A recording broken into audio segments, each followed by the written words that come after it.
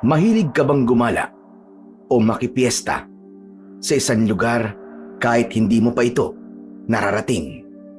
Paano kung ang lugar na pinuntahan mo ay mayroon palang kakaibang handa sa mismong araw ng kanilang pagdiriwang? Magagawa mo kayang tumakas sa isang baryo na punong-puno ng mga nakakakilabot na nilalang? Magandang araw po sa inyo, Sir Blair. Lalong-lalo na po sa mga giliw ninyong tagapakinig at taga-suporta sa inyong mga YouTube channel. Tawagin niyo na lamang po ako sa pangalang Raul, 18 taong gulang. Kasama ko po sa aking istorya ang pinsan kong si Argo. Kilala kaming mayabang sa aming baryo at palaging laman ng gulo. Sa madaling salita, sakit kami ng ulo ng aming mga magulang. Pero maaasahan naman po kami pagdating sa trabaho bilang mga sorbitero. Hindi namin akalain na ang lalaking tinulungan namin ang babago pala sa takbo ng buhay namin. Siya rin ang naging dahilan kung bakit sa isang iglap ay naging antingero at manunugis kami ng mga aswang. Kahit sa panaginip ay hindi ko inakalang makikipaglaban kami sa mga kampon ng kadiliman. Dito rin namin makikilala ang isang matandang lalaki na isang antingero na magtuturo sa amin kung ano ang ibig sabihin ng salitang pakikipaglaban. Nasusukat naman sa aming katatagan at katapangan. Siya nga po pala, nangyari po ang aking kwento sa probinsya ng Quezon. Ako po ulit si Raul at ito ang aking kwento.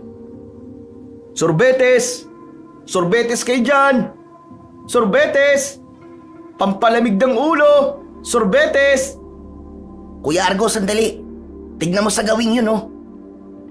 Saglit kaming tumigil sa pagtutulak ng kariton nang marinig namin ang boses ng isang lalaki habang nakikiusap ito sa pangkat ni Nabaldo at ng mga kaibigan niya. Huwag na huwag din niyong sisirain ang kariton ko. Nakikiusap ako sa inyo. Ano ba kasalanan ko at kinugulo niyo ako? Teka sandali, bitiwan mo ang braso ko, nasasaktan ako, aray! Pasado 9:00 ng umaga nang makita namin ng pinsan kong si Kuya Argo ang isang lalaki. Pinaliligiran siya ng mga lalaking lasing sa pangunguna ni Baldo. Siya ang barumbadong baraad na palaging nagsisimula ng gulo sa lugar namin, ngunit palagi namang nabubugbog.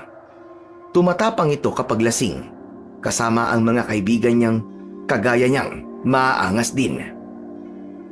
Pare, nakikiusap naman ako sa inyo. Wala akong pera. Isa pa wala pa akong 20. Kaya bitiwan mo ng braso ko, nasasaktan na ako eh. Ngunit hindi binitiwan ni Baldo ang lalaking sa tingin ko ay nasa edad 35. Balbas sarado ito at mahigpit na hawak ang kanyang kariton na gawa sa tabla. Naglalaman ito ng mga prutas at gulay na sa tingin ko ay kanyang mga paninda. Nasa tapat sila ng tindahan ni Aling Lena at pinagtitinginan na ng mga tao. Walang ya talagang buhay to. Nagsisimula na naman ng mga hinayupak ka. O ano, kuya? Banata na ba natin? Hindi na dadala eh. Tara, yan damong balisong mo. Inuubos talaga ng mga tong pasensya ko eh. Malakas naming tinulak ang kariton patungo sa kinaroroonan ng nagkakagulong mga lalaki. Ilang di pa palang ang layo namin sa kanila ay malakas nang napasigaw si Kuya Argo. Hoy mga ungas! Layuan nyo ang lalaking yan! Ang lalakas talaga ng trip nyo no? Tumigil si Baldo sa panggugulo niya sa lalaking tindero ng mga prutas at gulay. Saka nito binitiwan ang braso ng lalaki at pasuray-suray na naglakad palapit sa aming kinaroroonan. Bilib din naman ako sa kakapalan ng mga pagbumukha nyo no, Baldo? Kahapon, pinagulong ko na kayo sa mabatong kalsadang to. Tapos ngayon, naghahanap na naman kayo ng sakit na katawan. Kuya, papalapit na sila sa atin. Sige, ipakita mo sa kanilang balisong mo. Ako naman, ay ang tubong bakal. Tutuluyan ko na talaga ang mga to. Kuya, uminahon ka muna. Malalagot na naman tayo nito kina tatay at tiyo Mando eh. Ano ka ba? Tatakutin lang natin sila. Kaya magpakitang gilas ka lang sa paghawak mo ng balisong. Nang makalapit kami sa kinaroroonan ng mga ito, ay napatingin ako sa gawi ng tindero ng mga prutas at gulay. Baka sa anyo nito ang labis na takot at itinulak nito ang kanyang kariton papunta sa tabi ng kalsada. Nang pinaikot ko ang balisong sa ere, napaatras ang pangkat ni Baldo. Si Kuya Argo naman, pinupukpok niya ng tubo ang kanyang sariling palad upang ipakita sa mga ito na handa siyang umatake anumang oras. Ako naman ang unang sumugod kay Baldo. Sinipa ko siya ng malakas sa muka, sabay saksak sa kanyang tiyan. Akala ni Baldo talagang sinaksak ko siya, kaya napabaluktot ito ng katawan habang hawak ang aking kamay. Nang makita nito na merong kaluban ang balisong ko, nanlaki ang kanyang mga mata at biglang namutla ang labi dahil sa takot. Hehe, ano? Nawala ang pagkalasing mo no? Nagulat ka ba? Akala mo, binutas ko na talaga ang tiyan mo. Dahil sa takot ay napaatras ito at kumaripas ng takbo papalayo sa akin. Habang si Kuya Argo naman ang humarap sa mga kaibigan ni Baldo. Pinagpapapalo niya ng tubo ang puwit ng mga kalaban nito. Napatalon sila dahil sa sakit habang sapo ang bahagi ng kanilang katawan na nasaktan. Sabay takbo rin papalayo sa amin. Nang mga sandaling yon ay pinaliligiran na kami ng mga tao. O ano? Takbo pala kayo eh! Wala talaga kayong laban sa amin! Hindi nyo kami kaya! Sigaw ni Kuya Argo habang nakatanaw sa mga lalaking tumakbo. Ang mga tao naman ay nagsimulang magbulungan, kaya ako naman ang nagsalita. Hoy kayo, tapos na ang palabas. Magsipag-uwi na kayo. Kaya aga-aga eh, nakikiusyoso kayo. Mga chismoso talaga kayo kahit kailan eh. Raul, tol, kumusta ka? Nasaktan ka ba? Hindi kuya, ayos lang ako. Mabuti naman kung ganun. Saka lang namin naalala ang lalaking tinulungan namin kanina. Nilapitan namin ito at kinumusta ang kalagayan. Pare, kumusta ka? Nasaktan ka ba? Hindi pare, pero mabuti na lang dumating kayo kagad. Maraming salamat sa pagkakaligtas niyo sa akin ha. Ako nga pala si Tirso. Inilahad nito ang kanyang kamay bilang pagpapakilala nito kay Kuya Argo. Tinanggap naman ito ng pinsan ko. Ako naman si Argo at ito ang pinsan ko na si Raul. Ikinagagalak ko kayong makilala. Argo, Raul. Ako rin, Kuya Tirso. Salamat sa inyong magpinsan ha. Walang ano man yun. Huwag ka mag-alala, Tirso. Hindi ka naguguloy ni Baldo kahit kailan. Sana nga. Nagulat talaga ako sa ginawa nila eh. Kung di kayo dumating kanina, baka kung ano na nangyari sa akin. Yun naman ang hindi ko papayagang mangyari. Ang may mapahamak sa lugar namin nang dahil kina Baldo at sa mga kaibigan niya. Alam mo, sa lugar na to, di mo lang tinatanong. Ako ang batas dito. Kaya pinapangako ko sa'yo, hindi ka rito masasaktan. Kuya Tirso, tama ang sinabi ng Kuya Argo ko. Kasi dito sa lugar namin, kapag nalaman ng mga tao rito, nakasanggan dikit ka namin, aba, wala talagang gagalaw sa'yo kahit sino. Mabuti naman pala kung ganun. O paano, Tirso? Maiwan ka na namin dito ah. Sige, Argo. Kailangan ko na rin umuwi eh.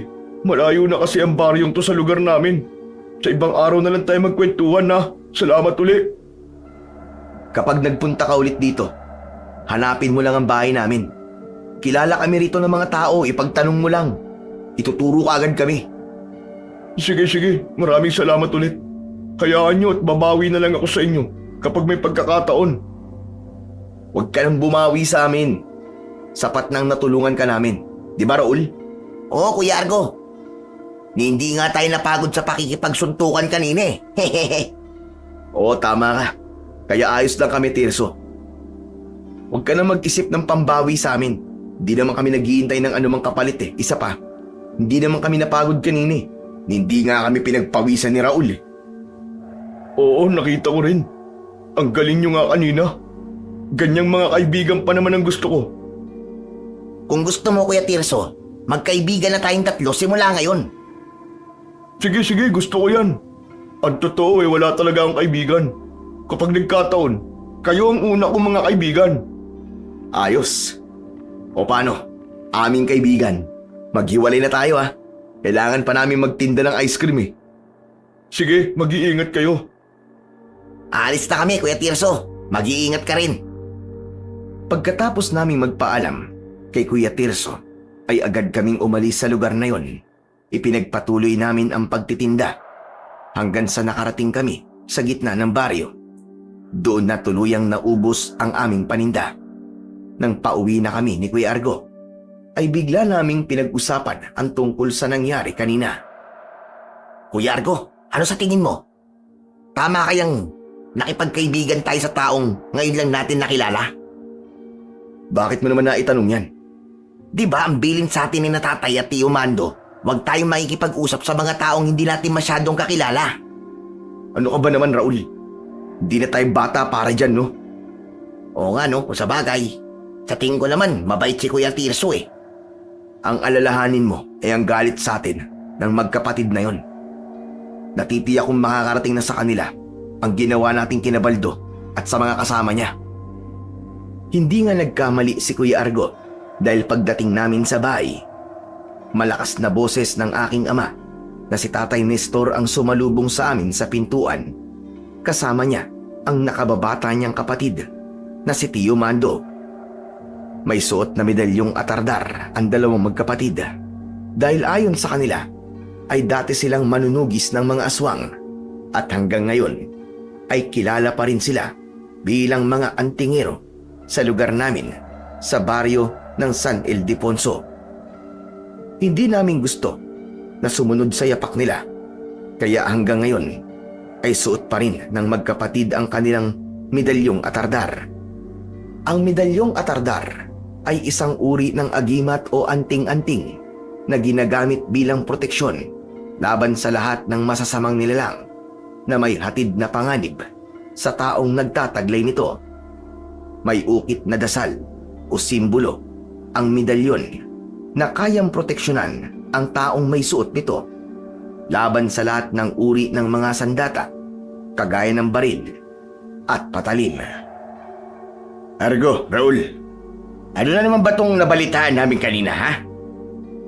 Pwede po bang maupo muna kami bago niyo po kami sermonan? Argo, anak. Huwag kang sasagot-sagot ng ganyan sa Tio Nestor mo. Makinig kang mabuti sa sinasabi niya sa'yo. Nakikinig naman po kami, tay. Kaya lang ipagpahingayin niyo muna kami. Galing po kami sa trabaho eh. Pagod pa kami. Hoy Argo, hindi pwede sa akin ang pangangatwiran mo ng ganyan sa harapan ko, ha? Baka samain ka sa akin. Pasensya na po kayo, Chong. Yan ba ang tinuturo mo? Sa pinsa mo si Raul, ha, Argo? Ang sumagot-sagot sa akin? Hindi po. Tay, wala naman po kasalanan si Kuya Argo eh. Isa ka pa, Raul, ha? Ang hilig mo sumali sa gulo. Tio Nestor, ipinagtanggol lang naman po namin yung isang lalaki kanina eh. Paano? Ginugulo siya ni Baldo. Kawawa naman, sinira pa nga yung kariton niya eh. Kahit na be, pwede naman kayong umawat ng hindi dumadaan pa sa das. Paano kung may patalim din sila, kagaya ninyo? Di nahanap niyo ang bunga ng kayabangan ninyong dalawa. Wala naman po nangyaring masama sa amin, Chong eh. At hihintayin niyo pa talaga na mayroong mangyaring masama sa inyo, ha? Bago kayo magtanda. Di po yung mangyayari sa amin. Dahil kaya po namin ipagtanggol ang mga sarili namin. Isa pa, di po kami matatalo sa laban. Sa ngayon hindi pa. Dahil hindi pa kayo nakakahanap ng katapat ninyo. Naku po, tay. Wala po kami magiging katapat ni Kuya Argo. Ang galing-galing nga po namin kanina eh. Hindi sila umubra sa amin. Hindi nga nakatama eh. Nakita mo na, Argo? Nakita mo na? Ginagaya ka na nitong pinsan mo eh. Mayabang na rin eh. Argo anak, makinig ka kay Kuya Nestor mo. Mahirap kapag nasa sitwasyon kayo na nakahanap kayo ng katapat. Nag-aalala lamang kami sa inyo. Alam ko naman po yun, Tay. Aba, kung alam mo, bakit ginagawa mo pa rin? Ay, nako. Kung ang katapangan ninyo ay ginagamit ko na lang sana sa pagiging manunugis ng mga aswang, baka matuwa pa kami ni Mando eh. Dahil may kabuluhan ang pinaggagawa nyo sa buhay ninyo. Hindi yung puro kayo yabang, puro angas. Nagkatinginan kami ni Kuya Argo. Para kasi sa amin ay hindi totoo ang mga aswang. Hinahayaan lang namin sila na magsalita ng tungkol sa ganung uri ng nilalang. Kaya nga nagtataka kami dahil sa kabila ng edad ng magkapatid na antingero ay naniniwala pa rin sila na totoong merong mga aswang. Ang pagiging mayabang namin ay kinaiinisan na rin ng mga kababaryo namin. Palagi raw kaming nanggugulo at wala na raw kaming magandang ginawa. Dumating pa nga sa punto na gusto na kaming paghiwalayin ni Kuya Argo. Balak nilang ipadala kami sa mga lola namin sa side ni nanay. Isang malalim na buntong hininga ang narinig ko mula sa lalamunan ng aking ama. Saka ito muling bumalik sa upuan at si Tio Mando naman ang nagsalita. Huwag niyo nang uulitin to, ha? Pasensya na po talaga kayo, Tay. Pero kapag nakakita po ulit kami ng taong inaargabyado ni Baldo, ay tutulungan po ulit namin. Ay nako, Kuya Nestor. Ano kaya mabuting gawin sa dalawang ito? Eh ano pa nga ba? Eh di balik sa pagsasanay. Ano po? Naku, wag naman po. Hindi kami makakapayag na hindi kayo turuan sa pakikipaglaban. Dahil kapag napalaban ulit kayo, may depensa na kayo para ipagtanggol ang sarili ninyo. Baka ito pa maging dahilan para tumigil kayo sa pakikipagbasag ulo nyo. Tay, magbabago na po kami. Huwag niyo na lang po ulit kaming sanayin sa pakikipaglaban. Eh masakit po sa katawan yun eh. Di ba gusto niyo ng pakikipagbasag ulo? Pwes, dito masusubukan ang galing ninyong dalawa. Tignan natin ngayon. At kapag mahusay na kayo makipaglaban, dadalhin namin kayo sa kaibigan namin at doon may pusta ang magaling. Tay naman, ayaw namin doon. Baka doon na kami mamatay eh. Mga veteranong basagolerong naroon eh. Dahil sanay na sila sa pakikipaglaban. Kaya nga Argo eh, magtilo na kayo kung ayaw ninyong ipadala namin kayo sa lugar ng Bloodsport. Total, yun naman ang hanap ninyong magbinsan, di ba? Kaya doon na namin kayo ipapadala. Nang sabihin yun ni Tatay, ay natakot talaga ako. Magaling nga kaming makipaglaban, ngunit ang lugar na tinutukoy ni Tatay ay patayan. Kapag natalo, siguradong yari talaga. Sikat ang lugar na yon sa aming baryo. Kaya tinawag nilang Bloodsport. Hindi namin alam kung saan ang lugar na yon dahil hindi naman sinasabi sa amin ni Tatay at Tio Mando kung nasaan yon. Palagi lang nila kaming tinatakot kapag sumusobra na kami. Kahit kasi ayaw mong pumunta sa lugar na yon, ay wala kang magagawa dahil may mga taong dudukot sa'yo at pipiringan ang iyong mga mata para hindi malaman kung nasaan ang lugar na yon. Sa pagkakataong ito, talo kami ni Kuya Argo. Kaya naman, wala na kaming nagawa kundi ang sumang-ayon sa gusto nilang mangyari upang hindi kami maipadala sa lugar na yon. O ano, maikipag-away pa rin ba kayo? Hindi na po. Ako rin hindi na po. Sisikapin na po namin na umiwas sa gulo. Abay dapat lang, Raul. Dahil kahit anak namin kayo, kapag natsyempohan kayo ng mga mandurukot ng tao, wala kami magagawa sa inyo. Sarili na lamang ninyo ang maaasahan ninyo. Marami na ang nawala sa aming lugar na halos kagaya naming palaging napapasama sa gulo. Kaya iniisip ng magkapatid na baka mabiktima rin kami ng ganong klaseng gawain. Ayon sa ibang saksi, maaaring dinadala sa lugar ng blood sport ang mga lalaking matagal nang nawala sa baryo namin. Kuya Nestor, kailangan na naming umuwi ha. Malapit nang dumilim ang paligid eh. O sige na, Mando. Bukas na lang natin ituloy ang pinag-uusapan natin. Alis na po kami, Chong. Isang tango ang itinugon ni tatay kay Kuya Argo. Inihatid pa namin sila hanggang sa may pintuan. Nang makaalis ang mag-ama, ay saka naman ako binalingan ni tatay. Nagsalubong ang mga kilay nito habang nakatitig sa akin at nakatingin sa aking balisong. Sabay kuha nito sa aking bewang. Akin na nga itong balisong mo. Tay, balik niyo po sa akin yan. Hindi na. Simula sa araw na ito, hindi ka nagagamit ng balisong. Dahil habang nasa iyo ang balisong na to, palagi kang mainit. Gusto mo palagi ng gulo. Tay naman, bigay sa akin ni Lolo Alex yan eh. Wala akong pakialam. Ako ang pakinggan mo.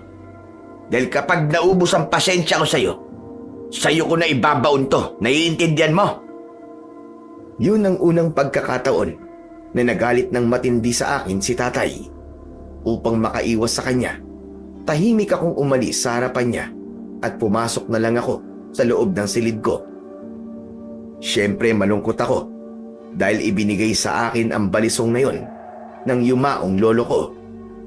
Araw-araw kaming napapasabak sa gulo, kaya hindi ko rin naman masisisi ang aking tatay kung dumating na sa punto na sinabi niya ang bagay na yon. Dadalawa lang kasi kami ni Ate Lorena na anak niya, kaya kahit papano naiintindihan ko kung bakit ganun na lamang ang takot nito. Pagkalipas ng 1 linggo, magmula nang mangyari yun, ay hindi na kami napapasama pa sa gulo. Iniiwasan din kami ng mga tao, kaya naging madali na lang para sa amin ang manahimik ni Kuya Argo.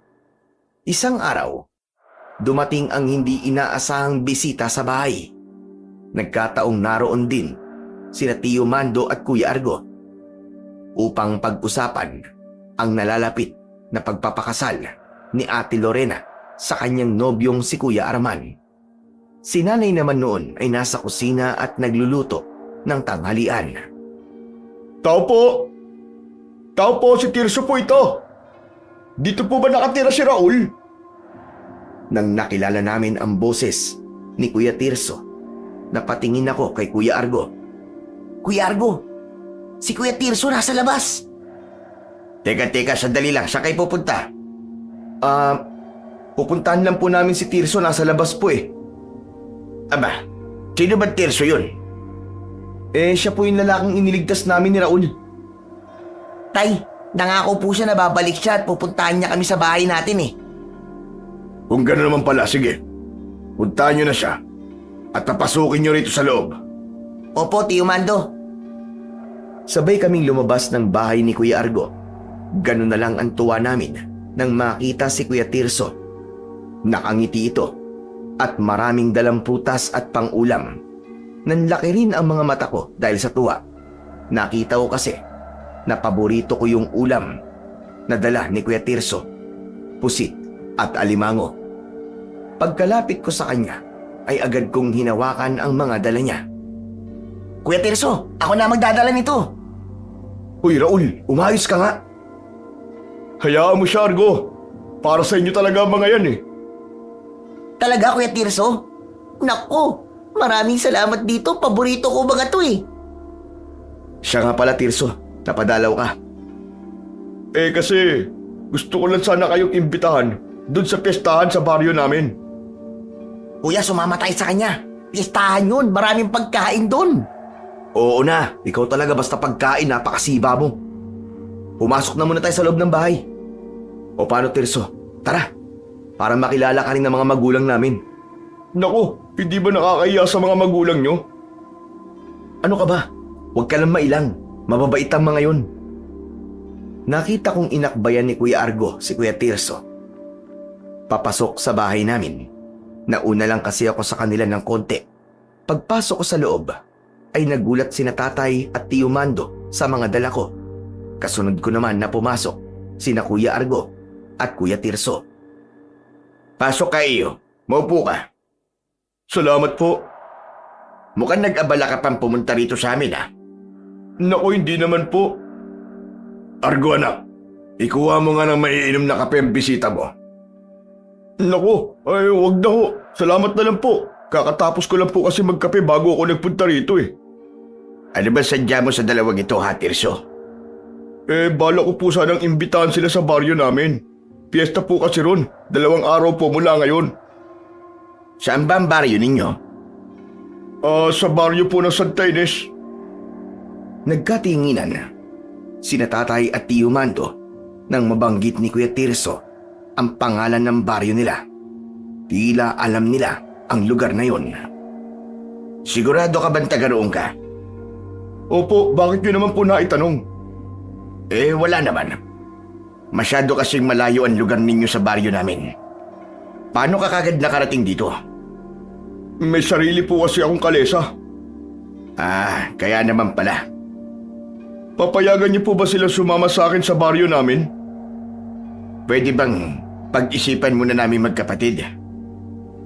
Pwede naman po, wala pong problema. Pero sana po payagan niyo po sila.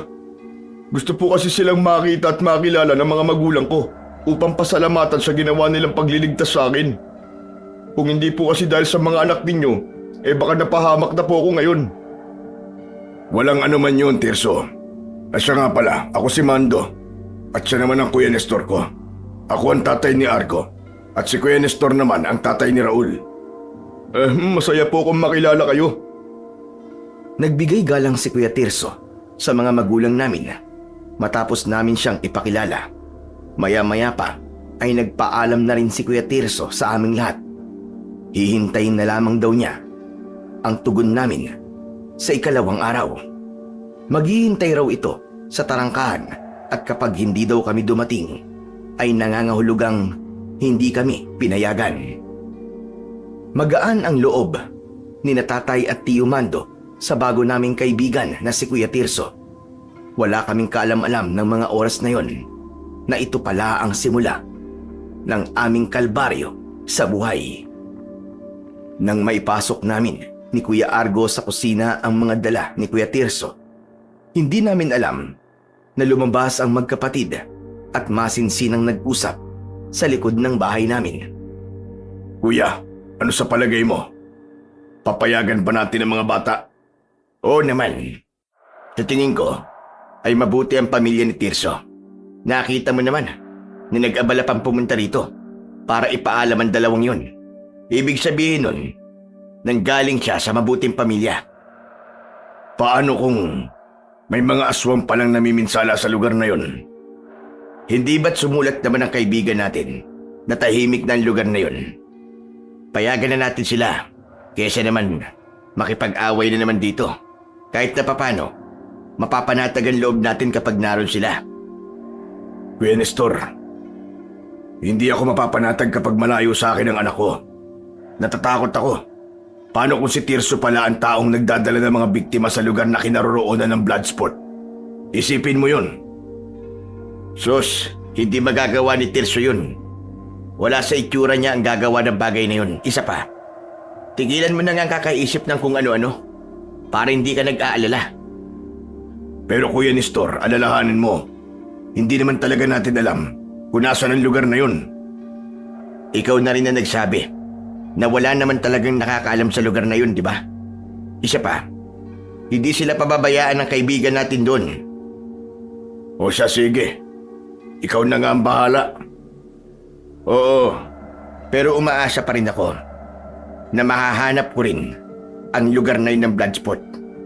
Natitiyak kung doon matatagpuan ang mga taong matagal nang nawawala sa baryo natin.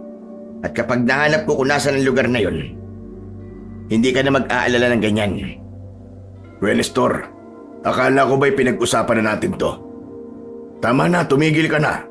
Tapos na tayo sa pagiging manunugis ng mga aswang. Hahayaan na lang ba natin na may mawala pa sa baryo natin? Hindi rito matatapos ang pagiging manunugis natin ng mga aswang. Yan ang tatandaan mo, Mando. Yun ang isang bagay na inililihim sa amin ni Natatay at Tio Mando. Lihim nilang hinahanap ang lugar kung saan matatagpuan ang tinatawag na blood sport. Tumigil ka na, Kuya Nestor. Matagal na tayong tumigil sa paghanap ng mga aswang. Sige ka, kapag nalaman to ng mga asawa natin, yari talaga tayo, sinasabi ko sa'yo. Ikaw naman, Mando. Idadamay mo pa ako sa pagiging under Bisaya mo. Eh paano, sa tono kasi ng pananalita mo, Kuya? Papayagan mo talaga ang mga bata. Bakit nga hindi? Mapipigilan ba natin sila? Nakita mo naman ang itsura nila, di ba? Gusto nila sumama.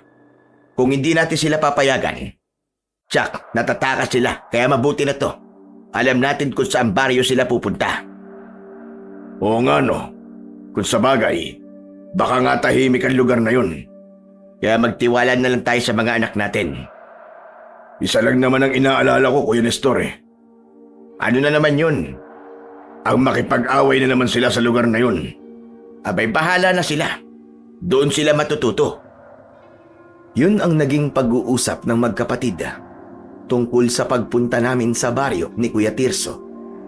Kaya pagkalipas ng 2 araw, habang sakay kami sa kalesa, ay hindi pa rin ako makapaniwalang papunta na kami sa baryo ng Santa Ines. Yakap-yakap ko noon ang aking bag na may nakalagay na ilang piraso ng damit. Habang tinatahak namin ang daan, ay nagtanong si Kuya Argo. Raul, ano kaya nakakain ni Tatay at Tio Nestor, no? Pinayagan kasi tayo eh. Ewan ko, kuya. Nagulat din nga ako dahil pumayag sila eh. Alam mo, Raul, naisip ko, baka dahil sa palagi tayo nakikipag-away, kaya binigyan tayo ng laya upang mabigyan din ng leksyon. Sus! Hindi yun sa ganun, kuya. Di ba ganun ng mga magulang? Kapag napagalitan ng mga anak, saka ibibigay ang gusto. Parang suhol, ganun. Pambihira namang katwiran mong yan, oo. Iba kasi ang nararamdaman ko eh. Alam mo yun, parang kinakabahan ako eh. Labis lang ang tuwa natin, kaya kaganyan. Oo nga, baka nga dahilan dun. Habang papalapit kami sa arko ng baryo, ay mas lalong tumindi ang kagustuhan namin na makita ang baryo ni Kuya Tirso. Hanggang sa bumaba kami ng kalesa at nakita na nga namin na naghihintay roon si Kuya Tirso. Nakatayo ito sa kubo na malapit sa tarangkahan. Nakangiti ito ng matamis nang mapagtanto niyang pinayagan kami ng mga magulang namin. Naku, akala ko talaga hindi na kayo darating eh. Pwede ba naman yun, Tirso? Ang ayos-ayos ng pagpapaalam mo sa amin eh. Kuya Tirso, ang layo pala talaga ng baryo nyo sa baryo namin. 1 oras ding mainit ang puwet ko sa haba ng biyahe. Aba, talaga malayo ang lugar namin. Kaya alam nyo na ang sakripisyo ko para lamang maimbitahan kayo sa aming pagdiriwang. Oo na. Siya nga pala, Tirso. Gano'n ba kasaya ang piyesta rito sa inyo? Nako, masayang masaya. Isa pa, dito ay makakakita ng magagandang laban ng mga magagaling na hindi nyo pa nakikita sa buong buhay nyo. Sa puntong yon, ay bigla akong kinabahan. Iba ang nararamdaman kong bigat sa lugar ni Kuya Tirso. Idagdag pa ang kakaibang itsura ng daan, pati na ng mga banderitas. Imbis na plastik ang gamitin sa banderitas, ay dahon ng anahaw ang naroon. Maganda sana ang pagkakagawa, kaya lang ay parang may mali. Naglalakad na kami noon sa mabatong kalsada nang mapatingin ako sa gawi ng isang malaking puno. Nagulat ako nang makita kong lumabas mula sa likod ng puno ang isang matandang lalaki na may dalang gasera at may hawak itong tungkod. Gasera? Kahit tirik ang araw? Ano yun? Pambihira, ano kayang klaseng lugar to? Kakaibang matandang ina. Nakakatakot ang kanyang itsura. Napatitig ako sa matandang lalaki na nakikipagtitigan din sa akin. Hindi siya napapansin ni na Kuya Argo at Kuya Tirso dahil abala sila sa pag-uusap, kaya naman tinawag ko sila. Kuya Argo, Kuya Tirso, sinong matandang yun? Ha? Saan? Ayun o, yung nakatayo sa tabi ng puno. Aba, oo nga, Tirso. Nakakatakot naman ang itsura ng matandang yun. Ang alin ba? Bakit wala ako nakikita? Ay naku, tara na nga. Huwag kayong magtututuro sa lugar na to. Baka mamaya may elementong hindi nakikita Sumunod pa sa atin. Halos hilahin kami ni Kuya Tirso palayo sa lugar na yon. Hindi kami makapaniwalang hindi nakikita ni Kuya Tirso ang matandang nakita namin sa kakahuyan. Magtatanong pa sana ako, ngunit nagsalita na si Kuya Tirso. Hindi naman yata kayo matatakotin, di ba? Hindi, Tirso, bakit? Dito kasi sa lugar namin ay marami ang naninirahan ng mga nilalang na hindi nakikita. Kabilang sa kanila ang mga engkanto at aswang. Nagkatinginan kami ni Kuya Argo. Hindi namin inaasahan na totoo pala talaga ang mga sinasabi sa amin ni na Tatay at Tio Mando tungkol sa mga nilalang na katulad ng aswang. Teka, anong ibig mo sabihin, Tirso? Naniniwala ang mga taga rito sa mga aswang. Kayo ba? Naniniwala rin ba kayo sa mga ganong klaseng nilalang? Hindi. Pero sina Tatay at Tio Nestor, naniniwala sila sa mga aswang. Totoo sila. Kahit nga ako hindi rin makapaniwala Mabuti na lang. At mababait din sila. Hindi naman sila nananakit. Huwag mo lang silang pakikialaman. Kung ganun, Kuya Tirso, nakakita ka na ng totoong aswang? Oo naman. Pero mabilis lang dahil umalis kagad. Sa awa naman ng Diyos, wala pa namang nababalita ang ginagambala rito ng mga aswang. Kaya nga, hinilaw kayo kanina dahil baka aswang o kaya malignong nakita nyo. Sila ang mga nilalang na may kakayahang tagabulag. Ano ka mo? Ano yung tagabulag? Yun ang kakayahan ng mga nilalang na nabanggit ko sa inyo kanina. At totoo, wala talaga akong nakita kanina. Ang ipinagtataka ko lang, paano nyo nakikita ang matandang itinuturo nyo sa akin? Anong paano? Ordinaryong tao lang naman ang matandang yun Kagaya nga na sinabi ko, wala akong nakita sa lugar na itinuturo nyo sa akin kanina.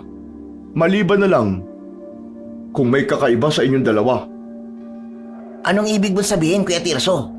Ang ibig ko sabihin, kung kayo ay nakakakita ng mga nilalang na hindi nakikita ng mga ordinaryong tao, nangangahulugan na may dugo kayong manunugis ng mga aswang o di kaya naman ay isang antingero o kaya ay albularyo. Bukas ang inyong ikatlong mata.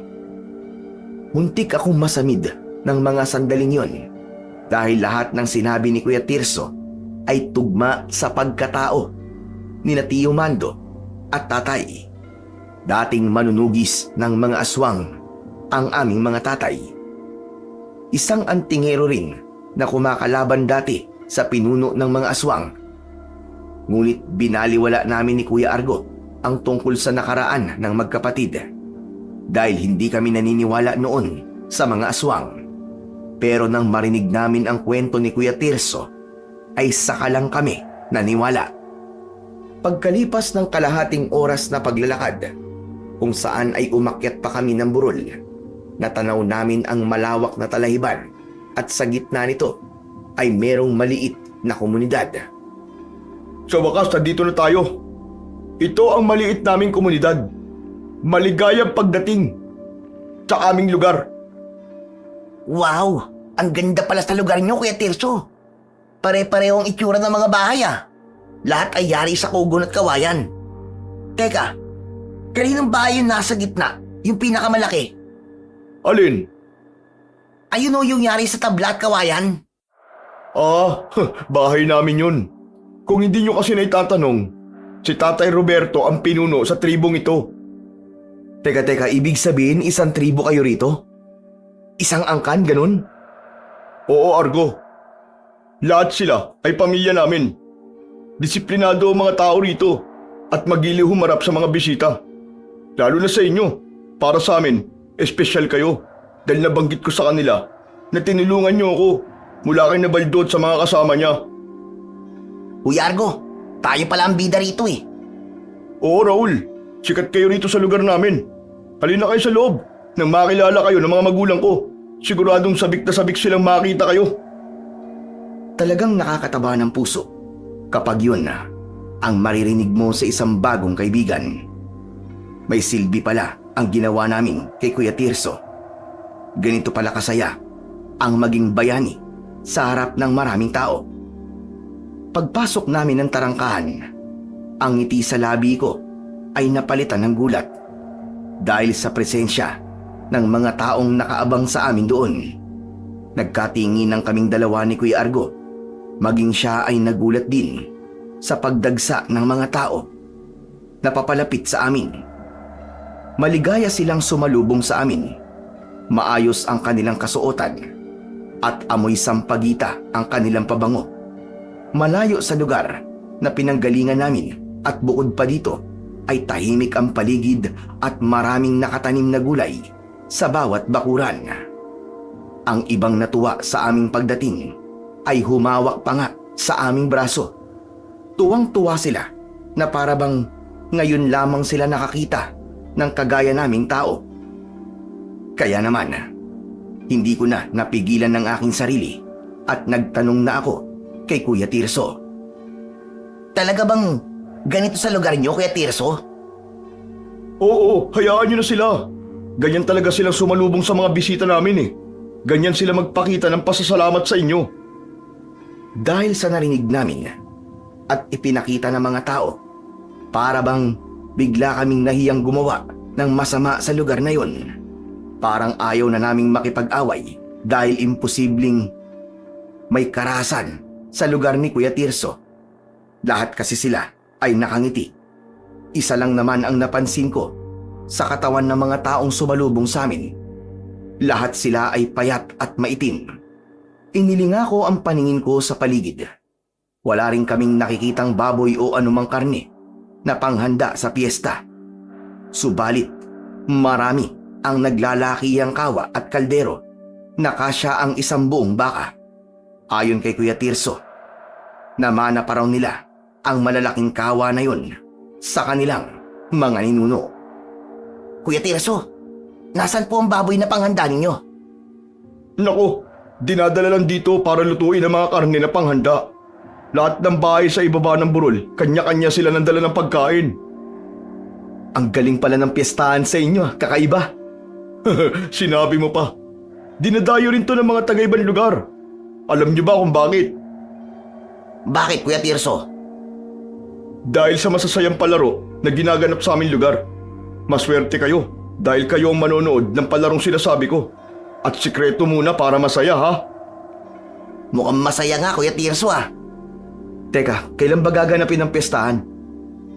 Sa kabilugan ng buwan, isasabay na kasi sa kasalang bayan eh. Yung libreng kasal ng mga mag-asawang hindi pa nagpapakasal bago sila magsama. Aba, ayos yun ah. Tsak na masaya nga. Panigurado maraming magagandang babae na manonood ng kasalan at palaro. Naku, sinabi mo pa Raul. Kaya hindi kayo magsisisi sa pagpunta nyo rito. Maya-maya pa ay nakarating kami sa tapat ng pintuan ng bahay ni Kuya Tirso. Pinagbuksan agad kami ng mga tao sa loob noon at bumungad sa amin ang lalaki na kasing edad ni tatay. Maayos rin ang pananamit nito at mukhang iginagalang siya ng mga tao. Oh, halina kayo. Pumasok na tayo sa loob. Sinalubong na pala tayo ni nanay at tatay eh. Siya nga pala. Siya ang aking ama, si Tatay Roberto. At siya naman ang aking ina, si Nanay Ising. Magandang araw po sa inyong mag-asawa. Tumangulang ang mag-asawa habang matamis silang nakangiti.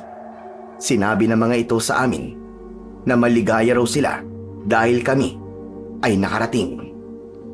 Maraming salamat po sa pag-iimbita niyo sa amin sa piyestahan ninyo, Tatay Roberto. Nalaman namin na 2 araw palang gaganapin ang piyesta. Magsisimula yun mamayang gabi. 2 araw din nagaganapin ang kakaibang palaro. Kaya ibig sabihin nun, 2 araw rin kaming mananatili sa kanilang tribo. Pagkatapos naming maupo sa upuang gawa sa kawayan, ay nagsimula ng magsalita si Kuya Tirso. Malaya kayong gumala sa lugar namin, Argo, Raul. Pero huwag kayong lalayo ha. Baka maligaw kayo. Hindi nyo kabisado ang lugar namin. Hindi kami aalis dito, Kuya Tirso, kundi ka namin kasama. O sige, walang problema. Maraming salamat, Tirso ha. Parang masaya talaga ang piyesta dito sa inyo. Aba, oo naman. O hala, sige na. Magpahinga na kayo. Ay, siya nga pala. Hindi ba muna kayo kakain? Hindi na muna. Bago kami malis sa bahay, kumain na kami. Magpapahinga na lang siguro kami. Ang layo kasi ng baryo nyo, parang napagod ako sa biyahe. Kung ganun, sasamahan ko muna kayo sa bahay na pansamantalan yung matutuluyan. Sukbit ang aming bag nang lumabas kami ng bahay ni Kuya Tirso. Nakita pa namin ang mga tao roon at masayang kumakaway sa amin. Lahat sila ay nakangiti at yumuyuko kapag napapadaan kami. Ngunit hindi nakaligtas sa paningin ko ang mga butas sa lupa sa paligid ng bakod. Kuya Tirso, napansin ko parang may mga balon sa paligid ng bakod. Kasya ang tao ah. Ang mga balon ba na to? Dito kasi namin binabahugan ang mga alaga naming musang. May mga musang sa loob ng bawat balon. Naniniwala kasi kami na swerte sa pamumuhay ang mga musang. Sa amin din naman eh, pero may sadya silang kulungan. Naku, bawal sa amin yun. Ang magkulong ng hayop. Hayaan nyo. At kapag babahugan namin sila, ay tatawagin namin kayo upang makita ninyo kung gaano sila karami. Matutuwa kayo dahil napakalambing nila sa tao at hindi rin sila nangangagat. Sige, Kuya Tirso. Hanggang sa tumigil kami sa tapat ng kubo na gawa sa kugon at kawayan. Maganda, maliit, kasya ang 2 tao. O paano? Maiwan ko na muna kayo rito para maitabi nyo na ang mga gamit ninyo at makapagpahinga na rin kayo. Sige Tirso, maraming salamat uli. Ingat ka, Kuya Tirso ah. Salamat. Isang matamis na ngiti ang itinugon ni Kuya Tirso sa aming dalawa ni Kuya Argo bago ito tuluyang umalis. Pagpasok namin sa bahay ay bumungad sa amin ang maaliwalas na loob ng kubo. 2 pinto, bintana at 2 katre rin ang naroon sa iisang kwarto. Talagang pinaghandaan kami ni Kuya Tirso. Kuya Argo, 2 rin pala ang kabinet na gawa sa kawayan oh. Ang ganda naman ng kubon to. Oo nga Raul, iba to sa mga napunta nating lugar. Binuksan namin ang aming bag. At pagkatapos nun, itinabi namin ang aming mga dalang damit sa kabinet.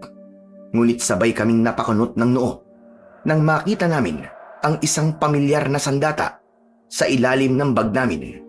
Ganon din ang sandatang dala ni Kuya Argo.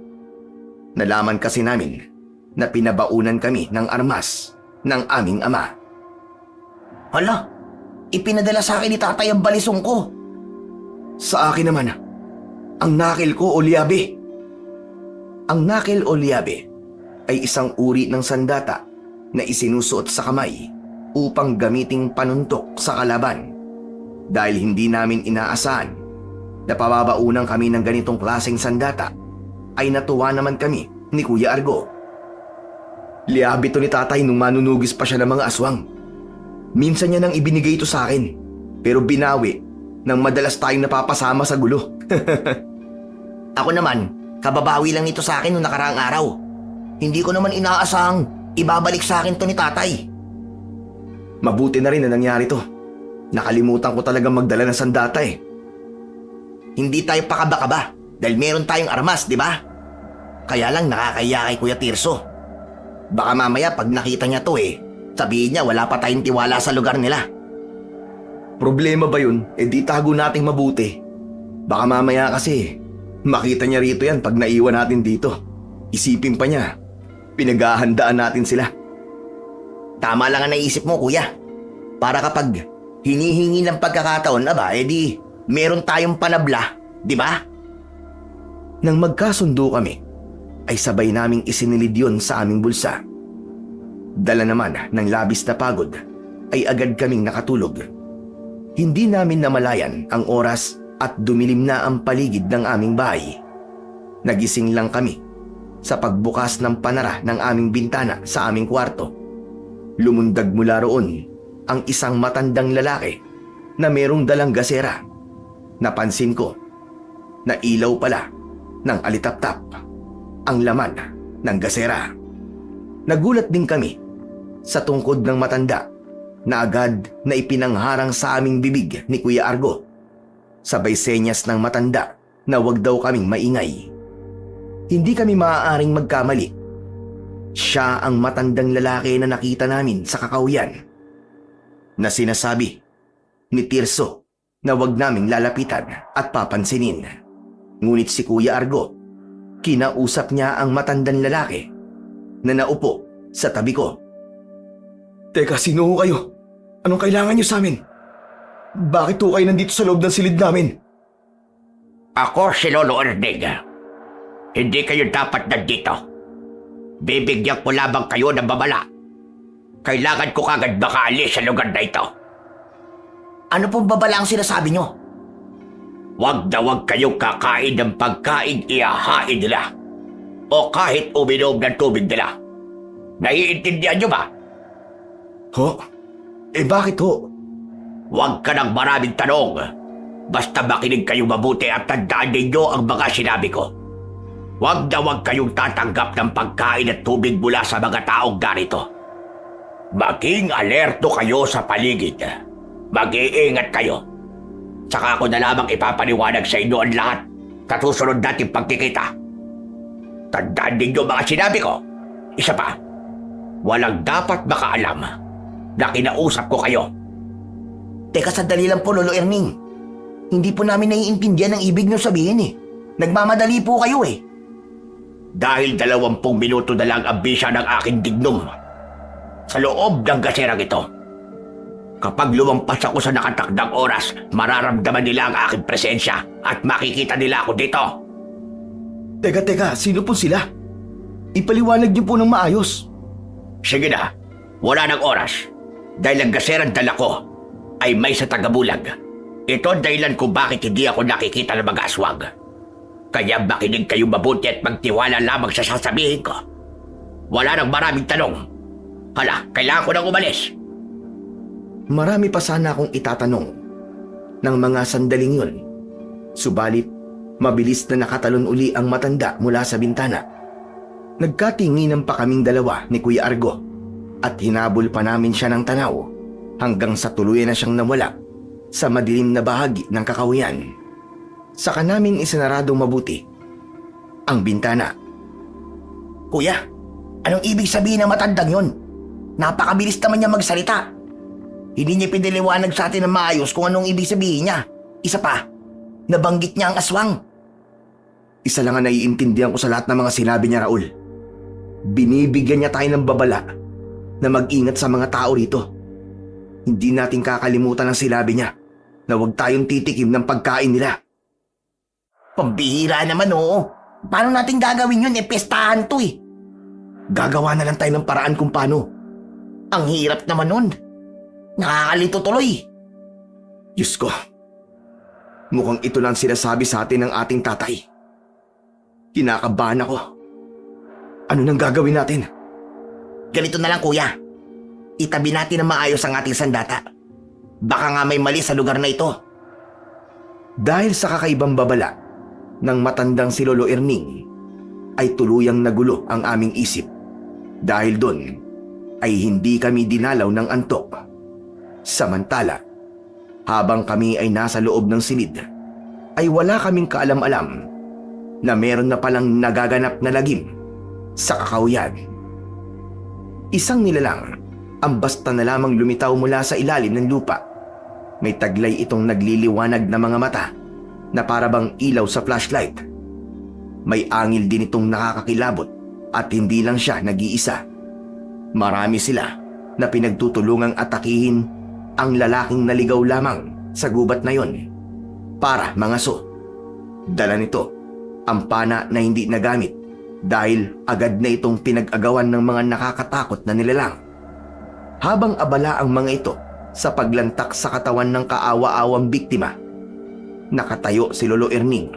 Ilang di pa lang ang layo nito sa mga aswang. Mahigpit nitong hawak ang tungkod at gasera na naging dahilan upang walang makapansin sa kanya. Itinaas ng isa sa mga aswang ang kanyang kuko na merong matutulis na dulo na parabang gunting. Isinaksak niya ito sa tiyan ng kanyang biktima at pinunit na para bang papel. Pinagsaluhan nilang lahat ang laman loob ng lalaki na tuluyang binawian ng buhay. Hindi maaari. Nagsisimula na silang magasik ng lagim. Sinasabi ko na nga ba? At kasama ito sa plano nila. Kailangan ba iligtas ko ang 2 binatang yon? Dahil hindi ako maaaring magkamali. Delikado ang buhay nila rito. 3 tuktok sa lupa ang ginawa ni Lolo Erning gamit ang kanyang tungkod. Kaya nakuha niya ang atensyon ng mga aswang. Yun ang palatandaan na tuluyang natapos ang bisa ng tagabulag sa kanyang gasera. Kaya agad siyang nakita ng mga ito. Tumayo ang mga nilalang at bumakas ang takot sa kanilang muka. Mga walang hiya kayo. Hindi na kayo makakatanggi sa akin. Talaga palang kumakain na naman kayo ng karne ng tao. Nang mapagtanto ng mga ito na si Lolo Erning ang nakatayo sa kanilang harapan, umatake sa matanda ang mga aswang. Ang iba naman ay dumaan sa ilalim ng lupa para labanan si Lolo Erning. Nagagawa nilang magukay ng mabilis sa lupa gamit ang kanilang matutulis na mga kuko. Balak sana nilang itago sa matanda ang kanilang ginagawa, subalit nabisto sila nito. Hindi namin alam ng mga oras na yon na ang matandang nakausap namin ay isa palang malupit na manunugis ng mga aswang. Siya rin ang pinakamataas na uri ng antingero na merong kakayahang magbigay ng anting-anting sa iba. Agad na pinalo ng matandang antingero at manunugis ng aswang na si Lolo Erning ang unang aswang na lumitaw sa lupa para atakihin siya. Gamit ang tungkod ay tumama iyon sa liig ng aswang. Bumagsak ito sa lupa habang nagkikikisay ang katawan hanggang sa masunog ito na para bang papel. Natangay naman ng hangin ang abo nito. Ang matandang lalaki naman na si Lolo Erning ay nagtataglay ng dignum bato. Ayon sa paniniwala ng kagaya niyang mga antingero, ang dignum bato ay nagtataglay ng lakas at tagabulag sa kalaban. Hindi rin tatablan ng patalim o bala ng baril ang taong nagtataglay nito. Ito ang dahilan kung bakit may kakayahan ang matanda na makapagkubli sa maliwanag na paningin ng mga aswang. Kadalasan, ang dignum bato ni Lolo Erning ay inilalagay niya sa loob mismo ng kanyang gasera upang magamit niya rin itong sandata laban sa mga aswang. Hindi ko napapayagang mabuhay pa kayo. Dahil uulitin nyo lang ang ginawa nyo at hindi magtatagal ay gagayahin na rin kayo ng mga anak ninyo. Akala nyo ba ay hindi ko malalaman ang plano ninyo? Kaya kayo nagdala ng 2 dayo rito. Ngunit nagkamali kayo ng bibiktimahin. Hindi sila mga ordinaryong tao. Agad na inatake ni Lolo Erning ang mga aswang. Para lang nang hahampas ng katawan ng saging ang matanda dahil nagawa niyang pabagsakin ang lahat ng mga kalaban na umatake sa kanya hanggang sa masunog ang katawan ng mga ito. Nang maubos niya ang mga aswang, ay tuluyan na siyang umalis sa lugar na yon at naglakad na para bang walang nangyari. Hanggang kami ni Kuya Argo ng mga oras na yon ay mahimbing nang natutulog dahil sa wakas ay dinalaw na rin kami ng antok. Wala kaming kaalam-alam na merong isang pares ng mga mata ang nakatingin sa amin mula sa nakabukas na bintana. Nakangisi ang nilalang habang tumutulo ang malapot nitong laway na para bang natatakam sa aming katawan. Kasunod nun, ang mahinang yabag ng mga paa papalayo sa aming kubo. Pagkagising namin ay bahagya pa kaming nagulat nang magisnan namin si Kuya Tirso. Nakaupo siya sa tabi ng aking katre. Nakangiti siya na para bang matagal na siyang naroroon at pinagmamasdan lang ang mukha namin habang natutulog. Kaya naman, agad kaming napabalikwas ng bangon si Kuya Argo. Ang agad na nagtanong kay Kuya Tirso. O Tirso, kanina ka pa ba dyan? Nakakagulat ka. Pasensya na. Oo, kanina pa ako dito. Hindi ko muna kayo ginising dahil nahihiya ako sa inyo eh. Ang sarap-sarap kasi ng tulog nyo eh. Pambira, ang lakas nyo palang humilik ha. Ikaw pa talaga ang nahiya sa amin Sana ginising mo kami. Nakakaya tuloy sa'yo. Ano nga pala sadya mo? Ipinapasabi ni Tatay Roberto na sa bahay na raw kayo kumain ng almusal. Nagpaluto siya ng pusit at alimango. Tikman nyo rin ang sariwang gulay na sitaw.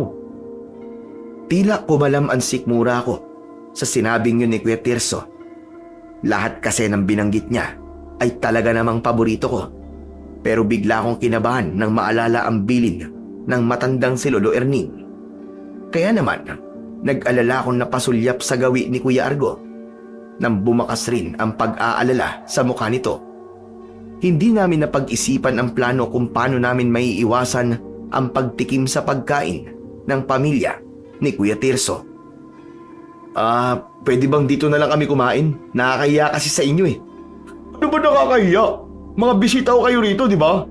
Hala, sige na, bumangon na kayo at igagala ko kayo sa labas ng tribo namin. Maliligo tayo dun sa may talon. Kung siguro hindi namin nakilala si Lolo Erning, ay matutuwa kami sa sinabing yun ni Kuya Tirso.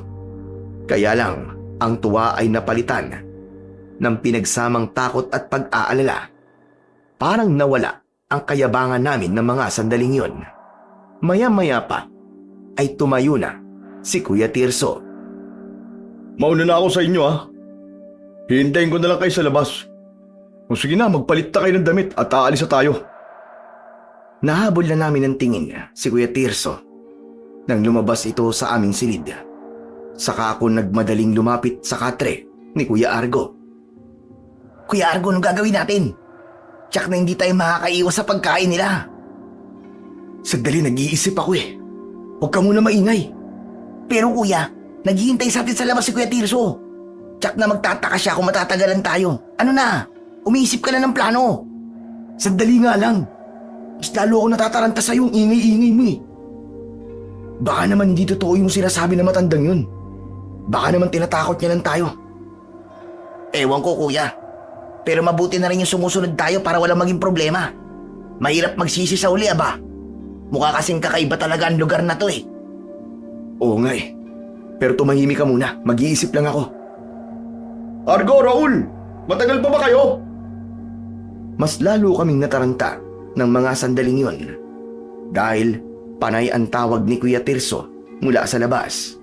Kaya naman, wala na kaming nagawa kundi ang magpalit ng damit. Hindi na kami nakapag-isip ng plano dahil nagulat kami nang biglang bumalik si Kuya Tirso at nagmamadali na ito. Tara na, ang tagal nyo naman. Masamang pinaghihintay ang Gracia. Oo na, sige. Bibilisan na namin. Pasensya ka na. O sige na, lalabas na ulit ako. Bilisan nyo na ha. Dahil sa pagmamadali, ay wala na nga kaming nagawa kundi ang sumama kay Tirso papunta sa bahay nito. Nadatnan namin kami na lang ang hinihintay sa pagkainan. Nagulat kami dahil marami ang nakahandang pagkain at bigla naming nakalimutan ang mga bilin sa amin ni Lolo Erning. Nagutom talaga ako nun. Wala kaming kaalam-alam ni Kuya Argo na ang pagkaing nakahain ay may sangkap na nakakagana sa pagkain. Tuluyan na kaming nahila ng kakaibang puwersa mula sa amoy ng pagkain. Agad kaming naupo sa bangko at diretsyong dinampot ang plato na may laman na adobong pusit. Nakalimutan namin ang bilin sa amin na matanda at hindi na kami maawat sa pagsubo. Tila hindi rin kami nabubusog. Grabe, napakasarap naman ng pagkain to. Salamat sa mga handa mo, Tirso ah. Oo, Argo. Para sa inyo talaga ang mga yan. Inihanda talaga namin yan para sa inyo. Kasi gusto namin busog kayo bago sumapit ang piyesta. Hala, sige na. Kain lang kayo ng kain. Magpakabusog kayo. Pagkalipas ng ilang minuto, ay naramdaman namin ang pagbigat ng talukap ng aming mga mata. Kasunod ng pagsubsub namin sa lamesa at tuluyan na nga kaming nawalan ng malay. Nagising ang natutulog naming diwa sa maingay na paligid. Mula yun sa tunog ng tambol at sigawan ng mga taong tila nagsasayawan sa harapan namin. habang ang aking kamay ay masakit dahil nakagapos ako sa kawayan. Pagmulat ko ng mga mata ay tumambad sa aking paningin ang malawak na ring na gawa sa kawayan. Sa loob nun ay ang lalaking sugatan. Napalinga ako sa tabi ko at nakita kong nakagapos din si Kuya Argo. Wala kaming suot na pang-itaas na damit. Mabuti na lamang at ang sandata namin ay nananatiling nasa loob ng aming bulsa. Kuya Argo, gumising ka! Kuya Argo! Kuya Argo, gising! Pilit na inaabot ng aking paa si Kuya Argo para ito ay magising. Kaya nang magmulat ito ng mga mata, ay bumakas ang gulat sa mukha nito. Tinignan namin ang ring sa harapan namin at sa paligid nito, ang bakod na puno ng mga maliliit na balon. Nakasya ang isang tao. Nagtatakang napatingin sa akin si Kuya Argo. Raul, nasan tayo? Nandito tayo sa entablado nila. Bakit may ring? Para bang pagdadausan ng boxing ah? Hindi, kuya. Yan ang sinasabi ni Kuya Tirso na palaro nila. Maya-maya pa ay lumitaw sa harapan namin ang nakangising si Kuya Tirso. May hawak itong punyal at wala rin siyang pang-itaas na damit. Mabuti naman at gising na kayo. Hindi ba't nangako ko sa inyo na ipapanood ko sa inyo ang masayang palaro? Ito na yon, ang tinatawag namin blood sport. Nagulat ako nang banggitin ni Kuya Tirso ang sikat na palaro sa lugar namin at kadalasang ginagamit na panakot sa amin ni na Tatay at Tio Mando, kung saan ay buhay ang nakataya. Kung gusto mong mabuhay, galingan mo sa pakikipaglaban. Kapag natalo ka, ay tiyak na patay ka. Ito pala ang lugar na napuntahan namin ni Kuya Argo. Hanggang sa mga oras na yon, ay wala pa rin kaming ideya kung ano bang uri talaga ng mga tao ang kaharap namin. Nakikita niyo ba mga balon na yun? Doon lalabas ang magiging kalaban ng taong dinukot namin sa baryo nyo. Lahat ng lalaking pumapasok sa ring na nasa harapan ninyo ay ang mga lalaking mayayabang. Yung mga kagaya ninyo, ang ipinagkaiba lamang, espesyal kayo dahil kayo mismo ang magiging handa namin sa piyesta. Anong sabi mo? Hayop ka, niloko mo kami! Kapag nakawala ako rito, ikaw ang una kong papatayin! Huwag ka na magpumiglas. Wala na kayong magagawa. Malapit na namin kayong iluto. Nagtaka na sana kayo dahil wala kayong nakikitang baboy na nakahanda sa malaking kawa. Sabi nyo rin, nakasya ang isang tao sa kawa, di ba? Sana, nagduda na kayo. Ang hihina pa na ng mga utak nyo eh. Mayabang lang kayo. Pero mga bobo kayo. Paano mo ito nagawa sa amin? Pagkatapos naming iligtas ang buhay mo. Plano ko lang yun. Para malaman ko kung sino ang sunod na mayabang na mabibiktima ko. Ang galing ko, di ba? Nakikita niyo na ba ang lalaking nasa gitna ng ring? Sinundan namin ang tingin ang lalaking itinuro na sugatan. Kaya hindi namin nakilala dahil sa mga dugong umaagos sa mukha nito. Pero hindi ako maaaring magkamali. Siya ay walang iba kundi si Baldo. Si Baldo! Siya nga, Kuya Argo! Si Baldo nga! Nagulat ba kayo? Mamaya lang masasaksihan ninyo kung paano siya kainin ng mga musang mula sa ilalim ng lupa. Hayop ka! Demonyo ka! Sigurado akong ibang musa ang tinutukoy mo! Mga aswang kayo, tama! Ay nako, pambira! Ngayon mo lang naisip yan? Bobo nga talaga kayo! Dala ng galit ay lalo nagpumiglas si Kuya Argo mula sa pagkakagapos. Pilit niyang inaabot ng paa ang nakatayong si Kuya Tirso. Subalit lumakas ang halakhak nito at hindi nagtagal. Mula sa butas ng lupa, lumitaw ang nakakatakot na nilalang. Maging ang mga tao sa harapan namin at si Kuya Tirso ay nagpalit din ng anyo bilang isang mababangis na halimaw. Nakakasilaw ang liwanag mula sa kanilang mga mata. At mula sa aming harapan, pinagtulungan nilang lantakan ang katawan ni Kuya Baldo. Kitang-kita namin na pinugutan ng ulo si Baldo gamit ang punyal ni Kuya Tirso. Saka itinaas ang ulo nito. Halos walang natira sa katawan ni Baldo, maliban sa mga buto nito. Nang lumapit sa amin si Kuya Tirso, ay pinagmumura ito ni Kuya Argo. Hayop ka! Demonyo ka! Papatayin talaga kita! Ikaw ang papatayin ko. Hindi magtatagal. Lalapain din namin kayo. Mararanasan ninyo ang mga naranasan ni Baldo. Merong mga sumunod na laban sa pagitan ng tao at ng mga aswang. Ano ba ang lakas ng aswang kumpara sa mga tao?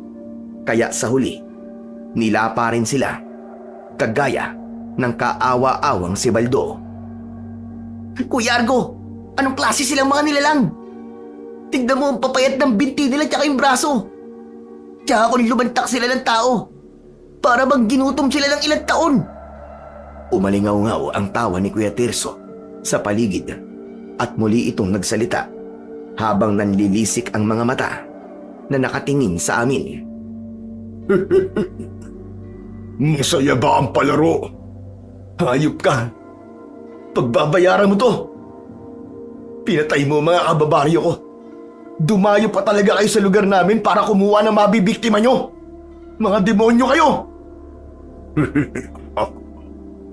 Hindi kami mangangari kumuha ng tao sa lugar namin. Malalaman na matandang antingero na nagbabantay sa baryo namin. Sa ganitong paraan, makakakain kami ng tao nang hindi niya napapansin. Ito ang tinatawag namin blood sport.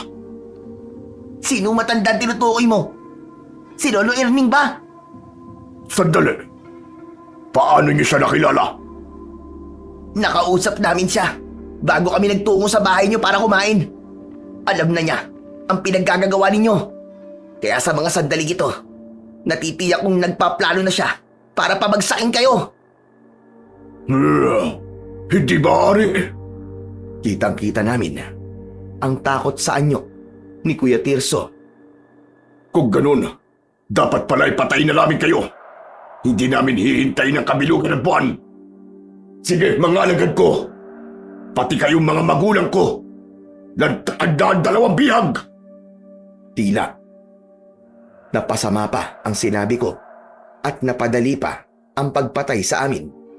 Talagang tumigil ang paghinga ko nang mapansin namin na lahat sila ay nakatingin sa amin. Nang aatake na sila, ay nagulat ang mga ito sa biglang pagdating ng matanda. Kumalat ang liwanag mula sa gasera na nagpayuko sa mga aswang. Lahat sila ay napasubsob sa lupa habang tinatago ang kanilang mga mata. Nasisilaw sila sa liwanag na dala ni Lolo Erning. Lumapit siya sa amin at agad niyang tinanggal ang gapos sa aming mga kamay. Bilisan nyo! Sumama kayo sa akin! Hindi nakagalaw ang mga aswang dahil sa liwanag na nagmumula sa gasera. Hindi halos lumapat ang mga paa namin sa lupa nang tumakbo kami palabas ng tribo. Narinig namin mula sa loob ng kuta ang malakas na sigaw ni Kuya Tirso. Habulin sila! Huwag niyo silang hayaang makatakas! Mas lalong nilakihan namin na ang pagakbang, pasunod sa nagmamadaling matanda. Sa lupa at paligid ng tingin, may kakayang duman sa ilalim ng lupa ang mga aswang na sagwin. Ganun nga ang ginawa namin. Hanggang sa makarating kami sa kuweba at agad na isinara ng matanda ang bukana ng yungib. Saka ko lang napansin na ang pintuan ng kuweba ay gawa sa dahon ng anahaw. Nalaman ko na ang banderitas na gawa sa dahon ng anahaw ay kagagawan pala ni Lolo Erning. Pangontra din pala ito laban sa mga aswang. Ano bang nangyari sa inyo? Bakit hindi kayo nakinig sa akin? Paano nalaman ko na huli ako ng dating? Hindi po namin alam na mangyayari ito. Patawarin niyo po kami. Kung pinagdudahan po namin kayo. Inisip namin na niloloko niyo lang po kami, Lolo Erning eh. Pero nang makita na namin ang mga pagkain, Bigla kami nagutom. Natakam po kami at hindi na nakaiwas. Kung ganon, ginamitan nila kayo ng gayumang pampagana sa pagkain. Wala talagang makakaiwas doon kahit sino. Mabuti na lang at walang nangyari sa inyong masama. Teka, sandali. Nararamdaman ko na may mga sandata kayo sa bulsa nyo. Patingin nga ako. Agad kong dinukot sa aking bulsa ang aking balisong. Ganon din si Kuya Argo. Nagtataka man ay iniabot pa rin namin ang aming mga armas sa matanda. Nang lumapat ang mga ito sa kanyang kamay, ay bumakas sa mukha nito ang bahagyang pagkagulat. Nagpalipat-lipat ang tingin niya sa mukha namin. Hindi namin naintindihan kung bakit ganun ang reaksyon ni Lolo Erning. Para bang nakilala niya ang mga sandata namin. Magtatanong pa sana ako sa matanda. Subalit, naunang nagtanong si Kuya Argo. Lolo Erning, ano po bang klaseng nilalang ang umatake sa amin kanina? Sila ang mga aswang na sagwin. Isang uri ng mga nilalang na merong nakakasilaw na mga mata. Sinasabing ang silaw ng kanilang mga mata ay parang sa flashlight. Karaniwan sila nagpapakita kapag may liwanag na nagmumula sa itaas tulad ng buwan. Dahil naman sa kanilang matutulis na mga kuko, kaya nilang bumutas ng lupa at biglang sumulpot mula sa ilalim upang umatake sa kanilang mapipiling biktima. Gaano po sila karami, Lolo Erning? Konti na lang ang kanila dahil lahat ng lumalabas sa kanilang tribo ay pinapatay ko. Lalo na ang mga sagwin na naabutan kong pumapatay ng tao. Kung pinapatay niyo po ang mga aswang na sagwin, bakit hindi po sila natatakot na lumabas sa kanilang tribo? Nakakapambiktima pa rin po sila ng mga tao. Ang masaklap pa, nakarating pa sila sa baryo namin para kumuha ng mga biktima nila. Dahil nagkaroon kami ng kasunduan ng pinuno nila na si Roberto. Naniwala akong hayop lang ang kinakain nila at hindi tao. Kagabi ko lang din natuklasan na matagal na pa na silang lumalabas sa baryo para kumuha ng mga tao sa iba't ibang lugar at gawing pagkain nila sa ilalim ng bilog na buwan. Nang maalala ko kayo, ay wala na akong ilaksayang oras at iniligtas ko kayo kagad. Muntik pa ka akong mahuli ng dating. Maraming salamat po. Dahil di niyo po kami pinabayaan. Sapagkat meron akong pinangakuan na 2 tao na kahit na anong mangyari, ay wala nang mamamatay na tao sa lugar na ito. Ngunit nabigo ako. Pero ngayon, nakasama ko na kayo. Makakahinga na ako ng maluwag. Siya nga pala, tanggapin nyo ang 2 agimat na to. Ibabalik ko na rin itong mga sandata ninyo. Nang lumapat sa kamay ko ang balisong at ang kulay pulang bato na palawit sa kwintas, nagtanong ako sa matanda. Teka, ano po ang tawag dito sa kulay pulang bato? Yan ang butya ng Unyago. Mamagsik pagdating sa labanan. Gamit ang balisong, madali mong mapapatay ang mga sagwin. Ano naman po ang kakayahan nito? Ang kakayahan yan ay babago ang kulay ng iyong balat, kagaya sa kakayahan ng mga Unyango. Ibig po sabihin kapag dumikit ako sa puno, yun din po magiging kulay ng balat ko, ganun ho ba? Tama ka. Kaya magagamit mo yan laban sa mga aswang. Ito naman pong kwintas ko, ano pong tawag dito? Ang tawag naman dyan ay batong kidlat. Ano naman pong kakayahan nito? Gamit ang liabi mo, ay kaya mong durugin ang mga buto ng mga sagwin. Kapag nasa ilalim naman sila ng lupa, suntukin mo lang ang lupa ng malakas at mapipilitan silang lumabas mula roon. Manghihina sila at madali mo na silang mapapatay. Salamat po dito sa agimat. Umanda talaga sa akin ang mga aswang na yun. Lalong-lalo na ang tirso na yun. Ngayon may agimat na po kami laban sa mga aswang na sagwin. Haharapin po namin sila ng walang takot. Wala nang oras para magsanay dahil natitiyak kong may kakayahan kayo makipaglaban dahil sa mga sandatang nasa inyo. Hindi namin alam kung paano nalaman ng matanda ang tungkol sa aming kakayahan. Pagkatapos naming magpakilala sa kanya, ay pinainom niya kami ng kape na makakatanggal sa gayumang pumasok sa aming katawan. Binigyan ni Lolo Erning ng damit si Kuya Argo Ako lang ang hindi. Upang madali ko raw magamit ang aking mutya ng unyango. Sa kabilang baryo naman, sa kinaroroonan ng bahay namin ni Kuya Argo, nag-uusap ang magkapatid na sina Tatay Nestor at Tio Mando. Nag-aalala sila dahil sa masamang panaginip ni Tatay tungkol sa amin. Diyos ko, kahit alam ko na may sandata ang anak natin, Mando, kinakabahan pa rin talaga ako. Ako rin, Kuya Nestor. Hindi natin sila dapat pinayagan. Tama ka, Mando. Bako na paano na sila? 2 araw na silang hindi bumabalik ah. Kung may mensahe ang panaginip mo, kailangan na natin kumilos. Oo, Mando. Susundan natin sila. Sana makilala sila ng kaibigan natin sa pamamagitan ng kanila sandata. Paano kung hindi makita ng kaibigan natin na magpinsan? Imposible yun. Nangako siya na magbabantay siya sa baryong yun. Isa pa, palagi siyang nakabantay sa tarangkahan ng baryo. Ewan ko, Kuya.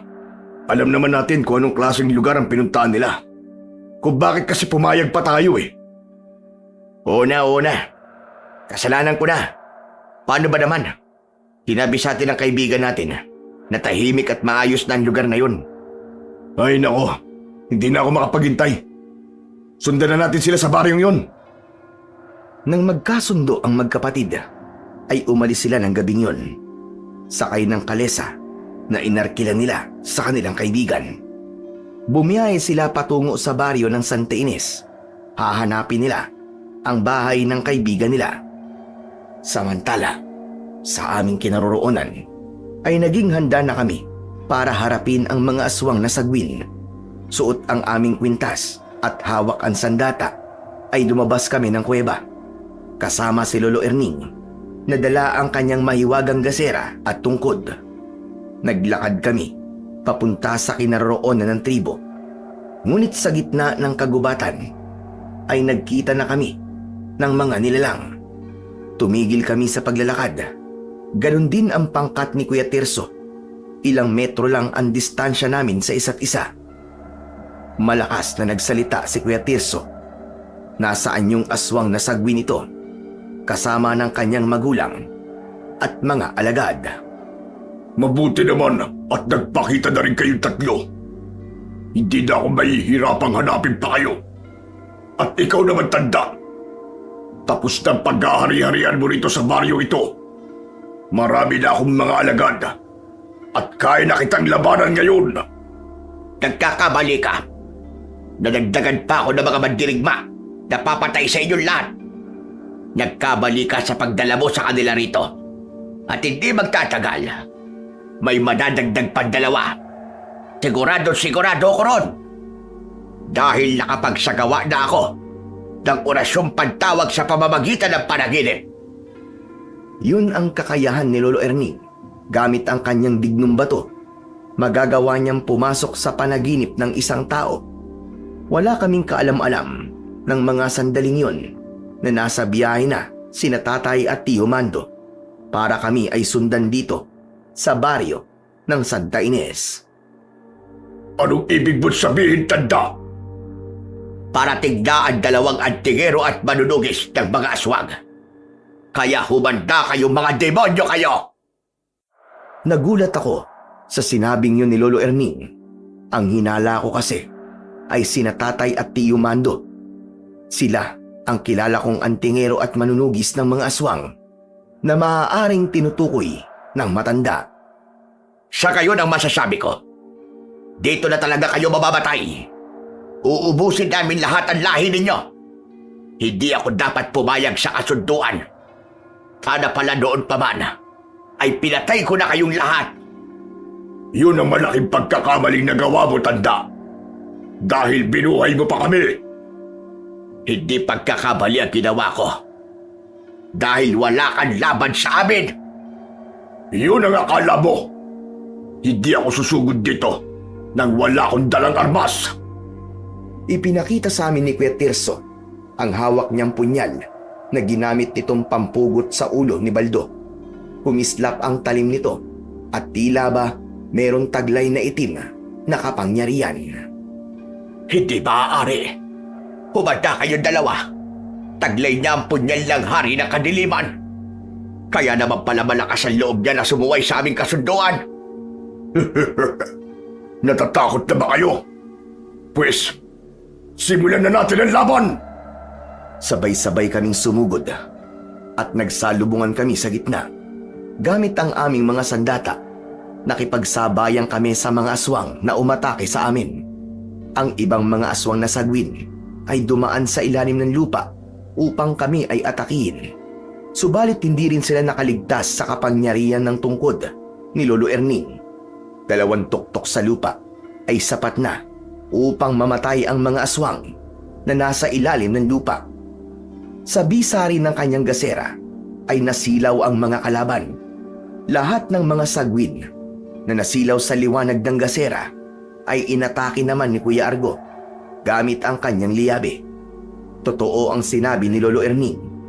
Lahat ng tamaan ng sandata ni Kuya Argo ay nadudurog ang mga buto. Agad silang bumabagsak sa lupa na para bang nakuping lata.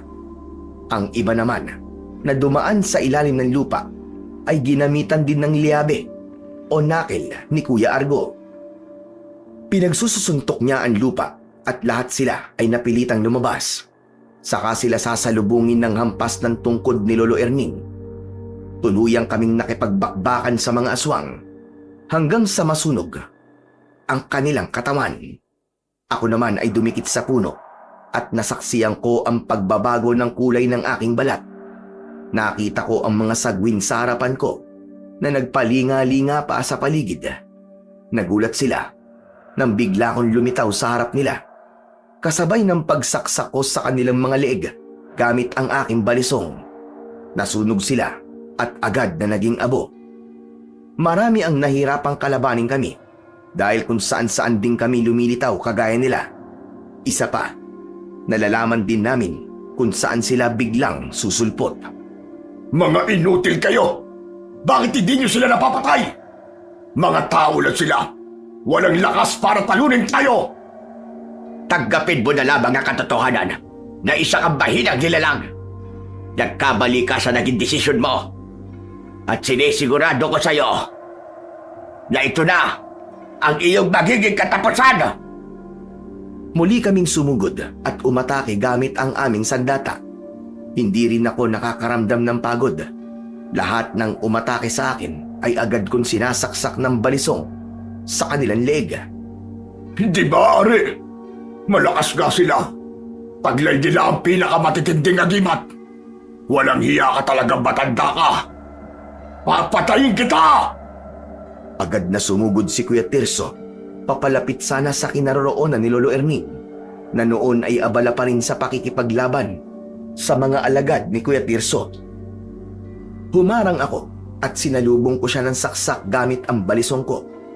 Direkta itong tumama sa kanyang dibdib. Napasigaw ito ng malakas dahil sa labis na sakit. Gumanti siya sa akin ng saksak ng punyal na tumama naman sa aking braso. Aray ko! Angap din ang punyal na ginamit mo ah! Humanda ka! Papatayin kita! Patikim pa lang yan. Masyado ka kasi pakialamero. Aatake sana ako sa kanya nang maramdaman ko na kagad nagsara ang sugat ko at nakita yon ni Kuya Tirso. Hindi pwedeng mangyari to. Pati ikaw ay merong kakayahang magpahilom na sugat. Kailangan kong umatras. Hindi ka na makakaatras! Akala ko ba matapang ka? Saan ka pupunta? Bakit tatakasan mo ko? Layuan mo ko. Mga alagad ko. Patayin niyo ang lalaking ito. Ipagtanggol niyo ako. Sabay-sabay na umatake sa akin ang inutusan niyang mga alagad. Sinamantala ni Kuya Tirso ang pagkakataon at tumakas ito. Tumagal halos ng 1 oras ang pakikipaglaban namin sa mga aswang. Tila hindi sila nauubos. Talagang pinaghandaan kami ni Kuya Tirso. Hindi rin maitatanggi na malakas ang kanilang puwersa dahil sa dami ng kanyang mga alagad na umatake sa amin. Nang tuluyan naming matalo ang mga alagad nito, ay sinundan namin si Kuya Tirso. Ngunit pagdating namin sa gitna ng kakahuyan, Hinarangan kami ng mga magulang ni Kuya Tirso na sina Nanay Ising at Tatay Roberto. Sinabi ng mga ito na magdadaan daw muna kami sa ibabaw ng kanilang bangkay bago raw namin mapatay ang kanilang anak. Sige na, Argo at Raul. Kayo na ang bahala kay Tirso. Huwag ninyo siyang hahayaang makatakas. Ako na ang bahala sa mag-asawang demonyo ito. Hindi na hinintay ni Lolo Ernie na sumagot kami ni Kuya Argo. Agad siyang umatake sa mag-asawang aswang na sagwin. Hindi sila nakaporma sa galing ni Lolo Ernie. Kami namang dalawa ni Kuya Argo ay agad na humabol kay Kuya Tirso. Halos tumagal ng 20 minuto ang naging habulan namin ni Kuya Tirso bago namin siya na-corner sa gitna ng talahiban. Malawak yun at kitang-kita namin siya sa gitna. Panay ang kanyang atras at bakas sa kanyang muka ang takot at pagkalito. Saan ka pupunta? Tayo ngayon na magtutos, Tirso. Hindi ba't sinabi ko sa'yo? Napapatayin kita sa oras na makatakas ako. Hindi niyo ako mapapatay. Lalaban ako sa inyo ng sabayan. Gusto ko lang naman malaman mo. Patay na ang mga magulang mo. Kung ganun, papatayin ko rin kayo. Marami ka nang pinatay ng mga tao sa baryo namin. Kulang pa ang buhay ng mga magulang mo bilang kabayaran sa mga buhay na kinuha ninyo. Kaya ito na ang magiging katapusan mo. Kung naghahanap talaga kayo ng kamatayan, hindi ko na kayo aatasan. Pagsisisihan nyo ang ginawa ninyo sa mga magulang ko. Agad na itinaas ng pinuno ng mga aswang na si Tirso ang kanyang punyal at inatake niya si Kuya Argo. Mabilis nakaiwas ang pinsan ko at gumanti siya ng saksak kay Kuya Tirso. Gamit ang liabe ay pinagsususuntok niya ang dibdib nito. Dahil dito, bumagsak si Kuya Tirso sa lupa. Saka ko siya nilapitan at niluhuran sa kanyang dibdib. Ubod lakas kong itinarak sa kanyang leeg ang aking balisong. Nabitiwan niya ang punyal, kaya hindi na siya nakaganti sa amin ni Kuya Argo. Maya-maya pa ay meron 2 aswang na sagwin ang lumitaw sa tabi namin ni Kuya Argo. Tinamaan kami ng kanilang kalmot, kaya napaatras kami ng ilang dipa mula sa kinahihigaan ni Kuya Tirso. Saktong nakikipaglaban kami sa mga sagwin, dumating naman sina Tatay at Tio Mando. Pareho kaming nagulat ni Kuya Argo sa pagdating nila. Sige na, kami nang bahala rito. Patayin nyo na ang tumatakas na pinuno nila. Mag-iingat kayo. Binalingan namin ang gumagapang sa lupa na si Kuya Tirso. Sinusubukan niyang abutin ang punyal. Nang akmang dadamputin niya na ito, sinipa ito ni Kuya Argo. Tumalsik ang punyal papalayo sa pinuno ng mga aswang na sagwin. Sa bisa ng aming agimat, pinagtulungan namin patayin si Kuya Tirso. Saksak mula sa punyal ko at liabi naman mula kay Kuya Argo hanggang sa tuluyang nasunog ang kanyang katawan at naging abo. Sabay rin na napabagsak ni Tatay at Tio Mando ang kanilang mga kalaban. Nang humupa na ang kaguluhan, dumating si Lolo Erning. Kumalat ang liwanag mula sa dala nitong gasera. Pambihira naman kayong dalawa, oo. Bakit kayo lang kayo? Mahabang kwento, Tatang Erning. Magpasalamat na lang po kayo at dumating pa kami. Si Kuya po mahina ang kanyang pag-intindi. Hindi niya naalala ang kakayahan ninyo. Tay, Tinestor, magkakilala kayo? Oo, Argo. Siya ang kaibigan naming antingero at manunugis ng mga aswang. Siya nga pala, mabuti at natuntun nyo kami rito. Hindi ba? Meron kaming medalyong atardar. Kaya naramdaman namin na merong aswang dito. Sakto naman na nakita namin ang 2 ito. Mabuti na lang talaga at nag-iinit ang medalyon namin kapag may aswang. Nalaman namin na kaya hindi naramdaman ni Tatay at Tio Mando ang presensya ni Kuya Tirso bilang aswang ay dahil sa punyal ng Hari ng Dilim na pantaboy nito sa pakiramdam ng mga antingero. Siya nga pala, Tatang Erning. Paano po ninyo nakilala sina Argo at Raul? Simula na makita ko sila doon sa may tarangkahan, hindi ko na inalis ang paningin ko sa kanilang dalawa. Paano ba naman? Kamukhang kamukha niyo ang dalawa, kaya kinutuban na ako. Mabuti na lang talaga at hindi kami nahuli ng dating. Buti tumabot pa kami. Nahuli talaga kayo ng dating, Nestor. Parang humihina na yata kapangyarihan nyo na nakakonekta sa aking agimat na digdong bato. Matagal na po kasi kaming tumigil sa pagiging manunugis ng mga aswang eh. Kaya siguro humihina na ang aming medalyon. Dahil hindi po namin nauusalan yun ng orasyon. Pero mahalaga ay nagtagumpay pa rin tayo. Natalo pa rin natin ang mga aswang. Mahusay ang mga anak ninyo. Nagawa ninyo ng maayos ang pagpapalaki sa kanila. Tinuruan nyo rin sila na matuto sa pakikipaglaban. Sana lang wag na nilang pairalin ang pagiging mayabang nila. Ayos na yun. Natuto na ang mga yan sa nangyari sa kanila. O hindi ba, Argo, Raul? Opo, Tay. Pasensya na po kayo, Tio Nestor. Tay, isa pa salamat po sa sandata pong ipinadala niyo po sa amin ni Raul. Dapat palagi kayong handa parang Boy Scout. Lalo na kapag nasa ibang baryo kayo. Lalo na ganyan nga nangyari. Kaya nga po muntik na po talaga kami, Tay. Bueno, at natuto na kayo sa mga nangyari. Kailangan na nating umalis sa lugar na ito. Tara na, marami pa tayong pag-uusapan. Hindi talaga kami makapaniwala ni Kuya Argo na ang matandang tumulong sa amin na si Lolo Erning ay kaibigan pala ni Tatay at Tio Mando.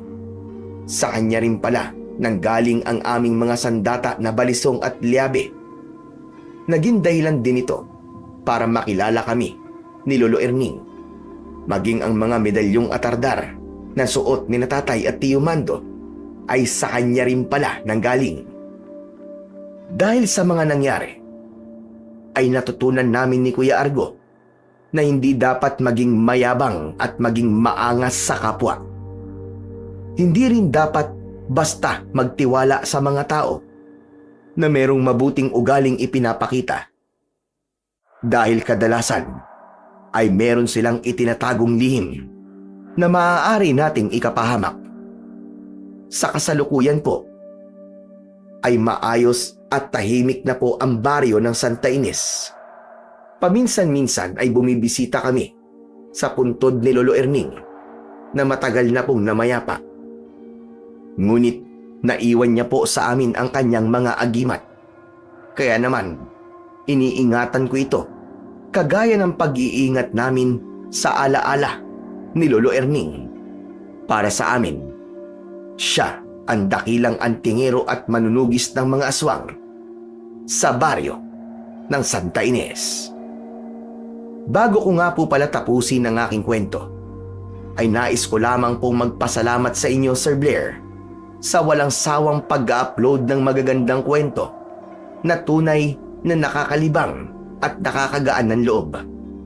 Sapagkat marami kaming aral na natututunan, kagaya na lamang sa nangyari sa amin ni Kuya Argo. Hanggang dito na lamang po ang aking istorya at lubos na nagpapasalamat, Raul. Sa kwentong inyong napakinggan, pinatutunayan lamang na kung minsan hindi lahat ng mabuting kaibigan ay masasabi natin na mabuti talaga. At hindi rin naman lahat ng masamang kaibigan ay masasabi nating masama.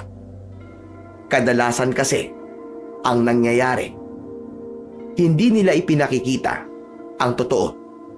Itinatago nila ang totoo nilang kulay. Kaya sa kwentong narinig nyo ay ipinakita lamang na hindi tayo dapat maniwala na basta-basta sa mga bagay na nakikita lang. Kailangan nating suriin ang pagkatao ng mga taong nakakahalubilo natin. Hindi ang mga agimat o bilang antingero at manunugis ng mga aswang ang basehan sa pagkatao ng isang nilalang, kundi kung gaano katibay ang pananampalataya niya sa Diyos at kung paano niya paiiralin ang kabutihan sa kanyang puso. Muli nating napatunayan sa kwentong ito na kailanman ay hindi mananaig ang kasamaan laban sa puwersa ng kabutihan. Palagi po nating tatandaan na hindi ang sandata o agimat ang pinakamalakas na kapangyarihan dito po sa ibabaw ng lupa, kundi ang matibay nating pananampalataya sa Panginoong may kapal. Maraming salamat po sa walang sawa niyo pong pagsuporta at pakikinig sa akin pong mga YouTube channel na The Voice Addict at mga kwento ni Apong Isaac.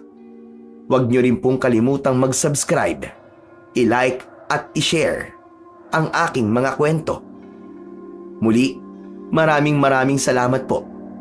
Hanggang sa muli pong kwento ng kababalaghan at katatakutan. Pagpalain po sana kayong lahat ng ating dakilang Diyos na siyang pinakamakapangyarihan sa lahat.